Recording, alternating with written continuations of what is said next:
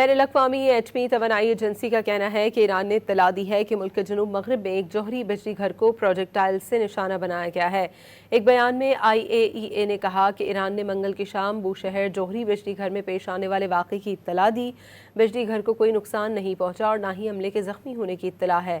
بین الاقوامی ایٹمی توانائی ایجنسی کے ڈائریکٹر جنرل رافیل گروسی نے تنازع کے دوران زیادہ سے زیادہ تحمل کی اپیل دہرائی ہے تاکہ جوہری ہتھیاروں کے خطرے سے بچا جا سکے۔ بین الاقوامی ایٹمی توانائی ایجنسی کا کہنا ہے کہ ایران نے اطلاع دی ہے کہ ملک کے جنوب مغرب میں ایک جوہری بجلی گھر کو پروجیکٹائل سے نشانہ بنایا گیا ہے۔ ایک بیان میں IAEA نے کہا کہ ایران نے منگل کی شام بوشہر جوہری بجلی گھر میں پیش آنے والے واقعے کی اطلاع دی۔ بجلی گھر کو کوئی نقصان نہیں پہنچا اور نہ ہی عملے کے زخمی ہونے کی اطلاع ہے۔ بین الاقوامی ایٹمی توانائی ایجنسی کے ڈائریکٹر جنرل رافیل گروسی نے تنازع کے دوران زیادہ سے زیادہ تحمل کی اپیل دہرائی ہے تاکہ جوہری ہتھیاروں کے خطرے سے بچا جا سکے۔